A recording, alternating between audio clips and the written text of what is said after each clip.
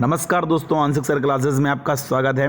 Channel को subscribe कर दो, बेल आइकन दबा दो, वीडियो को लाइक कर दो, शेयर कर दो।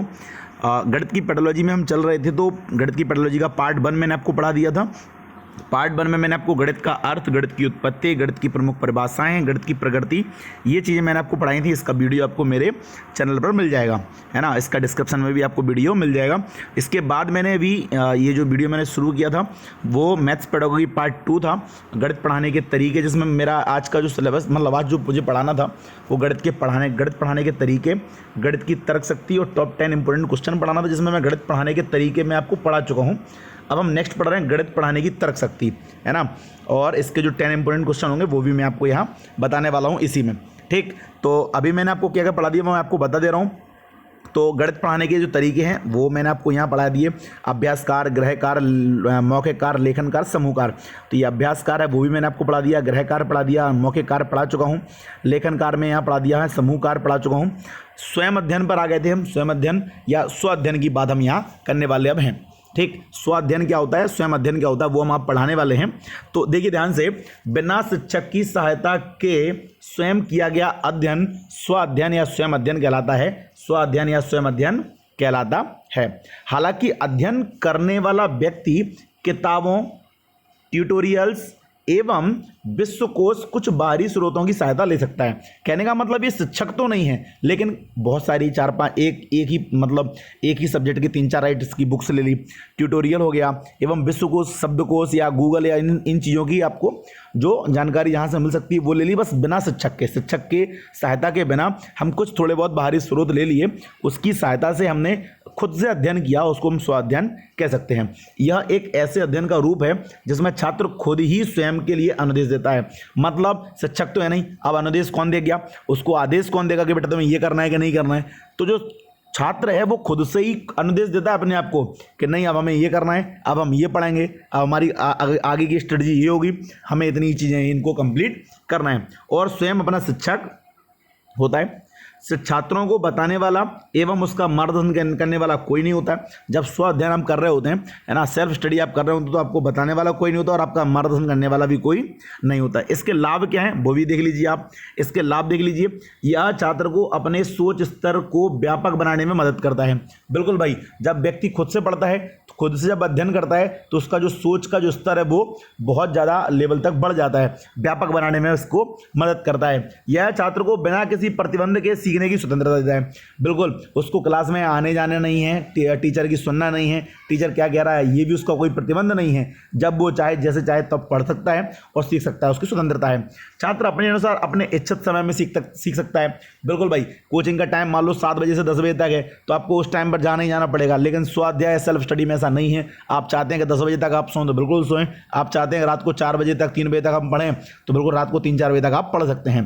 तो ये आपका खुद का समय है, आप कभी भी इसको यूज़ कर सकते हैं। यह छात्र में जिम्मेदारी स्वीकार करने की भावना को जन्म देता है। बिल्कुल, छात्र में जिम्मेदारी स्वीकार करने की भावना को ये जन्म देता है। छात्र में आलोचना का डर नहीं रहता है। इसमें क्या होता है, छात्र में आलोचना का डर नहीं होता है, क्योंकि वो क्लास में जाएगा तो उसको ये रहेगी कि सर हमारी इंसल्ट करेंगे, सर हमें डांटेंगे, तो उसका क्या होता है, उसका आलोचना करने वाला वहाँ कोई नहीं है। सेल्फ स्टडी कर रहा है, खुद से ही उसकी खुद की आलोचना हो तो हो, भले नहीं तो उसकी आलोचना करने वाला कोई नहीं है। अब वो मन से ही सोच ले यार हमें 15 नंबर आए टेस्ट में या 10 नंबर आए, तो खुद में ही आलोचना कर ले, कोई और आलोचना करने वाला नहीं उसका, है ना। यह अध्ययन नियमित शिक्षण से अधिक मनोरंजक होता है। नियमित शिक्षण से अधिक मनोरंजक होता है मतलब, नियमित शिक्षण मतलब अब क्लास का टाइम है 7 बजे से लेके 12 बजे तक या 1 बजे तक, 2 बजे तक आपका जो स्कूल का टाइम है, तो बच्चा वहाँ जा जाके बिल्कुल थक जाता है, बोर हो जाता है ना। फिर ट्यूशन का टाइम, फिर स्कूल का टाइम, फिर ये वो सब, तो उसमें क्या होता है, बच्चा को उतना ज़्यादा मनोरंजन नहीं होता है। और सेल्फ स्टडी में क्या होता है, जब मन करे तब पढ़ो, जब मन करे नहीं पढ़ो, जब आपका जो मन करे वो आप कर सकते हो, इसीलिए ये मनोरंजक होता है ना। तो ये इससे मनोरंजक ये लाभ हो गया। अब हमारा यहाँ से नेक्स्ट टॉपिक आता है गणित की तर्क शक्ति, है ना। गणित की तर्क शक्ति, अब पहले तो ये समझो गणित की तर्क शक्ति का मतलब क्या है। पहले तो ये समझो तर्क शक्ति क्या है। तर्क करने के लिए जो शक्ति हमारे पास है वो तर्क शक्ति कहलाती है। अब गणित सब्जेक्ट से बात करें तो गणित के लिए तर्क करने की हमारे अंदर जो शक्ति है उसे हम गणित की तर्क शक्ति कहते हैं, या तार्किक सोच भी हम यहाँ बोल सकते हैं कि तार्किक सोच की बात यहाँ चल रही है। तो तर्क शक्ति की परिभाषा ने क्या दी, तर्क शक्ति चिंतन का उत्कृष्ट रूप है एवं जटिल मानसिक प्रक्रिया है।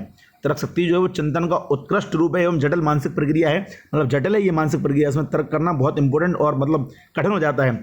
पशु और मानव इसका अनुभव किए बिना तर्क शक्ति का प्रयोग करते हैं, चाहे जानवर हो चाहे इंसान हो, दोनों ही लोग बिना इसका अनुभव किए तर्क शक्ति का प्रयोग करते रहते हैं। जैसे एग्जाम्पल में लिखा हुआ है, कुत्ता अपने स्वामी को कार में बैठकर जाते हुए देखकर घर में वापस आ जाता है। इसकी कहानी मैं पूरी सुना देता हूँ। एक मतलब जो कुत्ता होता है घर में, वो मालिक में मतलब घर में जितने भी लोग होते हैं उनके पीछे पीछे बाहर जाता है कि लोग कहाँ जा रहे हैं, है ना, देखने के लिए, और वो लोग चले जाते हैं, गाड़ी में बैठकर चले जाते हैं, तो कुत्ता बाहर से वापस जाके तो अपने अंदर आ जाता है, जहाँ वो बैठा होता है वहीं बैठ जाता है। तो ये उसका लॉजिक है, ये उसके तर्क है कि भाई अब ये इस व्यक्ति को मैं छोड़ने जाना है, बाहर तक छोड़ने गया और छोड़कर वो समझ गया कि ये लोग बाहर जा रहे हैं, गाड़ी में बैठकर चले गए, तो वापस अंदर आ गया। आगे उसमें लिखा है कि बालक कुल्फी बेचने वाले की आवाज़ सुनकर घर से बाहर दौड़ा हुआ जाता है। जैसे अब उसको कुल्फी की आवाज़, जैसे पहले दिन घंटी बजी होगी जब बालक ने नहीं देखा होगा, तो बालक ने जब पहले दिन देखा होगा उसको, तो उसको देखा होगा अच्छा ये घंटी बजा के कुल्फी वाला आता है डेली। अब उसके मन में ये तर्क पैदा हो गया कि ये जब घंटी बजेगी, इस प्रकार की घंटी बजेगी, तो समझ लो कुल्फी वाला बाहर आया होगा। तो जैसे ही घर के अंदर बाहर कुल्फी वाला घंटी बजा के आता, तो बच्चा मम्मी से पापा से पैसे मांगता है, 10 रुपये दे दो, हमें कुल्फी लेने जाना है। तीसरा एग्जाम्पल लगा है, हम अपनी कलम कहीं रखकर भूल जाते हैं और हम सोचते हैं कि हमने उससे अंतिम बार कहाँ लिखा था। इसकी मैं आपको पूरा कहानी इसकी सुना देता हूँ। जैसे कि कलम हो चाहे चाबी हो चाहे कुछ भी, मान लो आप घर में आपने कोई चीज़ रख दी, फिर आप उसको ढूंढते हो कि ये चीज़ कहाँ है ना। तो जैसे मैंने कलम का एग्जांपल दे रहा हूँ, आपने कलम कहीं रखी छोड़ दी है और आप ढूंढ रहे हो कलम कहाँ है, तो आपको समझ में नहीं आएगी, है ना। अगर आपके अंदर तार्किक सोच है, अगर आपके अंदर तर्क थोड़ा सा आता है, तो आप 1 मिनट के लिए पलंग पर बैठोगे और आप ये सोचोगे कि मैंने लास्ट टाइम उसका यूज़ कब किया था। ये जो आप सोच रहे हो लास्ट टाइम आपने यूज़ उसका कब किया था, यही तो तर्क है यार, यही तो तार्किक सोच है। तो जब आप सोचोगे कि लास्ट टाइम आपने कब उसका यूज़ किया था, तब आपके मन में आएगा कि अच्छा मैंने आंसर सर की वीडियो देखी थी और मैं कल आयोग लिख रही थी, आयोग में जब लिख रहा था या लिख रही थी तो मैंने कॉपी में पेन वहीं रखी छोड़ी थी, तो आयोग की कॉपी में मेरी पेन है। तो आप जाओगे अपने कमरे में और आयोग की कॉपी ढूंढोगे, उसमें आपकी पेन मिल जाएगी और आपको पेन वहां से मिलकर अपने काम के लिए आप उपयोग उसको कर सकते हो। तो यही तर्क है भाई कि हम उसको क्या कर रहे हैं, आपने सोचा कि हमने उसका लास्ट टाइम यूज कब किया था और उसी जगह पर वो पेन आपको मिलने वाली है, यही उसका तर्क है। तो उसने कहा कि हम सोचते हैं कि हमने उससे अंतिम बार कहाँ लिखा था, वह स्थान कमरा था। इस प्रकार तर्क करके हम इस निष्कर्ष पर पहुंच जाते हैं कि कलम कमरे में होगी और हमें मिल जाती है। इन सब कार्यों का आधार क्या है, तर्की है ना। इन सब कार्यों का आधार तर्की है। वही नीचे लगा, तर्क जो है वो कार्य कारण में संबंध स्थापित करके हमें किसी निष्कर्ष पर पहुंचने या किसी समस्या का समाधान करने में सहायता देता है। इन सभी क्रियाओं का आधार तर्क शक्ति ही है। तो मैंने आप तर्क शक्ति बता दी कि तर्क शक्ति होती क्या है, तर्क करने की शक्ति तर्क शक्ति कहलाती है। तर्क शक्ति की परिभाषा बता दी, तर्क शक्ति से 3 आपको एग्जाम्पल बता दिए। अब बात करते हैं तर्क शक्ति का विकास। तर्क शक्ति का जो विकास है वो कैसे होगा, उसका क्या इंपोर्टेंस है, वो भी हम देख ले रहे हैं। तो तर्क शक्ति के विकास के लिए गणितीय शिक्षण का अत्यधिक महत्व है। मैंने आप सभी कहा कि तर्क शक्ति के विकास के लिए गणितीय शिक्षण का अत्यधिक महत्व है। इसका मतलब ये कि आप मैथमेटिक्स आप पढ़ रहे हो, गणित का जो शिक्षा आप ले रहे हो वो आपकी शिक्षा जो है वो तर्क शक्ति के लिए महत्वपूर्ण विकास में और तर्क शक्ति के विकास में महत्वपूर्ण भूमिका निभाएगी। जैसे आपने देखा होगा जिसकी मैथमेटिक्स अच्छी होती है वो रीजनिंग भी उतनी अच्छी तरीके से कर लेता है ना। मैथमेटिक्स अच्छी नहीं होगी तो आपकी रीजनिंग भी अच्छी नहीं हो सकती। तो तर्क करने के लिए आपको लॉजिक लगाने के लिए यहाँ पर मैथ की आवश्यकता बहुत आवश्यक है। आगे लिखा, पाठ्यक्रम का अन्य कोई विषय ऐसा नहीं है, पाठ्यक्रम का जो हमारा जो पाठ्यक्रम है उसका अन्य कोई ऐसा विषय नहीं है जो गणित की तरह छात्र के मस्तिष्क को क्रियाशील बना सके। बिल्कुल, कहने का मतलब ये कि सबसे ज़्यादा अगर मस्तिष्क क्रियाशील होता है तो वो गणित से ही होता है, तो गणित के अलावा ऐसा कोई विषय नहीं है।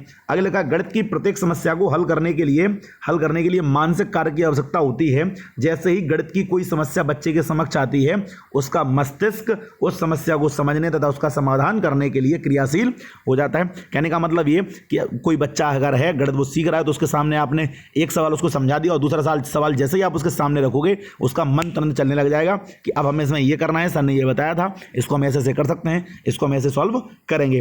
तो ये क्या होता है, उसका माइंड एकदम चलना शुरू हो जाता है, उसका माइंड काम करना शुरू कर देता है, क्रियाशील हो जाता है। ये केवल गणित की देन ही है। आगे लिखा होगा, गणित की प्रत्येक समस्या एक ऐसे क्रम से गुजरती है जो कि एक रचनात्मक एवं सृजनात्मक प्रक्रिया के लिए आवश्यक है।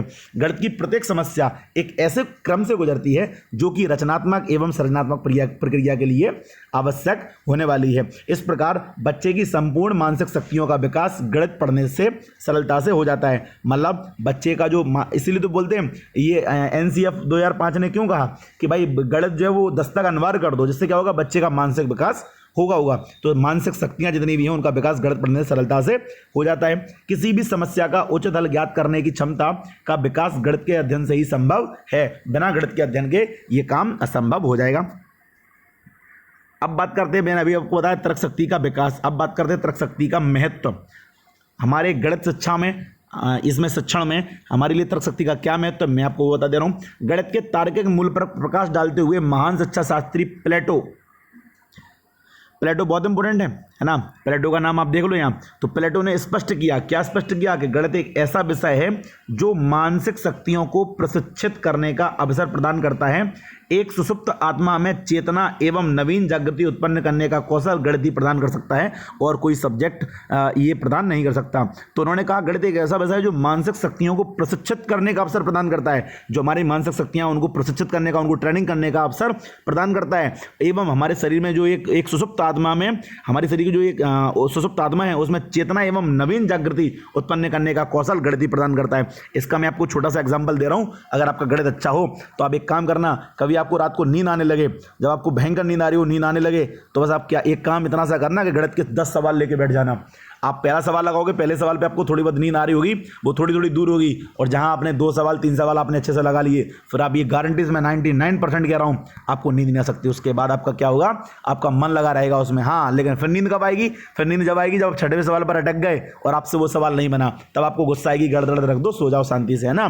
लेकिन अगर आपसे सवाल बन रहे हैं तो आपको नींद बिल्कुल नहीं आएगी। इससे क्या होता है, कहने का मतलब ये कि हमारी जो आत्मा है, जो सोई हुई आत्मा है, उसमें ये चेतना एवं नवीन जागृति उत्पन्न करने का कौशल केवल और केवल गणित में ही है। आगे इसमें लिखा हुआ कि विश्व में जो ज्ञान है उसका अथाह भंडार है। बिल्कुल सही बात है, ज्ञान का अथाह भंडार है। ज्ञान आप पूरा कभी गणना नहीं कर सकते। इस ज्ञान भंडार में दिन प्रतिदिन वृद्धि हो रही है, बिल्कुल हो रही है।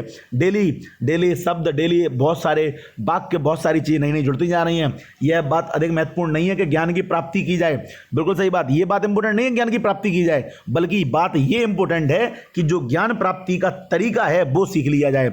अगर जो ज्ञान प्राप्ति का तरीका है वो सीख लिया जाए, कहने का मतलब ये है कि आपको जो चीज चाहिए वो तो आप मिल रही है, वो आप सीख रहे हो, लेकिन कोशिश ये करो कि जो मिल रही है वो मिल कहां से रही है। अगर आपको वो तरीका ही मिल जाए तो आपके लिए बहुत इंपॉर्टेंट हो जाएगा यहाँ। तो उसने कहा ज्ञान प्राप्ति का तरीका सीखा जाए, ये सबसे ज्यादा इंपॉर्टेंट है, जिससे प्राप्त किया गया ज्ञान अधिक उपयोगी एवं लाभप्रद सिद्ध हो सके। किसी व्यक्ति के लिए ज्ञान प्राप्त करना तभी उपयोगी हो सकता है जबकि वह ज्ञान का अपनी आवश्यकता अनुसार उचित उपयोग कर सके। तर्क शक्ति के महत्व में आगे और क्या कहा, किसी ज्ञान का उचित उपयोग करना व्यक्ति की मानसिक शक्तियों पर निर्भर करता है। बिल्कुल सही बात है, कोई ज्ञान है उसका आप उचित उपयोग करो, और उपयोग करना व्यक्ति की मानसिक शक्तियों पर निर्भर करता है। आपकी मानसिक शक्तियां ही जो हैं वो जगह जगह पर उसका सही उपयोग करना आपको सिखाती हैं। जैसे आप कोई बात हुई है ना, मैं आपको छोटा सा एग्जाम्पल दे रहा हूँ। किसी व्यक्ति को कोई कारण नहीं आ रहा है और आप किसी और को दोष दे रहा है, तो अपन हल्के एग्जाम्पल बोलते हैं ना, नाच ना जाने आंगन टेढ़ा।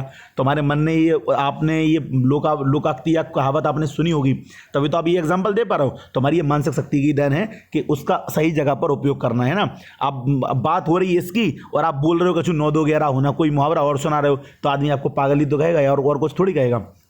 तो इसके एक संदर्भ में प्रोफेसर सल्ट जो महोदय जो थे उन्होंने कुछ कहा, क्या कहा, गणित की शिक्षा प्राथमिक रूप से मानसिक शक्तियों को प्रशिक्षित करने के लिए दी जाती है। ऐसा क्वेश्चन मैंने पिछले वीडियो में पूछा था कि जो प्राथमिक शिक्षा में मतलब जो गणित है वो प्राथमिक शिक्षा में किसके लिए उपयोगी है, तो मानसिक शक्तियों के लिए उपयोगी था वहाँ, है ना, प्रशिक्षित करने के लिए दी जाती हैं। गणित के विभिन्न तथ्यों का ज्ञान देना इसके बाद आता है, और बाकी के जो तथ्य हैं वो उनका ज्ञान बाद में देंगे अपन, लेकिन उसके पहले क्या होगा, गणित की शिक्षा प्राथमिक रूप से मानसिक शक्तियों को प्रशिक्षित करने के लिए दी जाती है।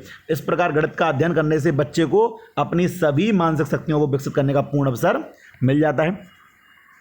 अब बात करते हैं कि उसकी जो शक्तियों का विकास होगा वो कौन कौन शक्तियों का विकास होगा।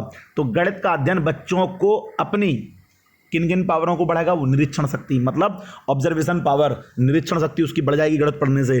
तर्क शक्ति, लॉजिकल पावर उसकी बढ़ जाएगी, एकाग्रता, कॉन्सेंट्रेशन उसका बढ़ जाएगा। तुमने देखा होगा जो बच्चा सवाल में लगा होगा वो इतना डूब जाता है सवाल में, उसको और कुछ नहीं दिखता आगे पीछे, और कोई डिस्टर्ब करता है तो बहुत गुस्सा आती है उसको, है ना। मौलिकता, ओरिजिनलिटी मिल जाएगी उसको। अन्वेषण शक्ति, अन्वेषण शक्ति मतलब खोजबीन करना, पावर ऑफ डिस्कवरी। जैसे आपने मुझे पढ़ाते हुए कई बार देखा होगा, मैं कोई सवाल कराता हूं तो वो सवाल जब बड़ा कठिन हो जाता है सवाल या बड़ा लंबा खिंच जाता है तो मैं उस पर खोज करता हूं कि क्यों ना कि उसको सरल किया जाए, तो फिर मैं उसकी ट्रिकें निकालूंगा वहीं के वहीं, और एक सवाल को आपको 3 तरीके या 4 तरीके से क्लास में मैं आपको वहां बता देता हूं, वहीं के वहीं आपको मैं उसकी नई नई खोज करके, है ना। विचार एवं चिंतन शक्ति, विचार एवं चिंतन शक्ति मतलब से मैथमेटिक्स पढ़ने से उसकी ये शक्तियां बढ़ जाती हैं, थिंकिंग एंड रीजनिंग पावर बढ़ जाती है। आत्मनिर्भरता, सेल्फ रिलायंस हो जाता है वो, कठिन परिश्रम, हार्ड वर्क करना वो सीख जाता है, तो इसकी इतनी शक्तियों का विकास हो जाता है। यहां से आगे लिखा हुआ आदि सभी मानसिक शक्तियों को पूर्ण रूप से विकसित करने का अवसर प्रदान करता है कौन? गणित प्रदान करता है। और इस संबंध में हब्स महोदय ने कुछ कह दिया। हब्स महोदय ने क्या कहा? गणित जो है वो मस्तिष्क को तीक्ष्ण करता है, तीव्र बनाने में उसी प्रकार कार्य करता है जैसे किसी औजार को तीक्ष्ण करने में काम करने वाला पत्थर। जैसे हम हंसिया कुल्हाड़ी को पत्थर पर टेकते हैं ना, उसी प्रकार से हमारे दिमाग को टेकने के लिए, हमारे दिमाग को शुद्ध करने के लिए, अच्छा बनाने के लिए गणित है। हब्स ने कहा, ये हब्स कितनी इंपॉर्टेंट बात कह रहे हैं। हब्स कह रहे हैं कि गणित जो है वो हमारे मस्तिष्क को गणित क्या कर रहा है?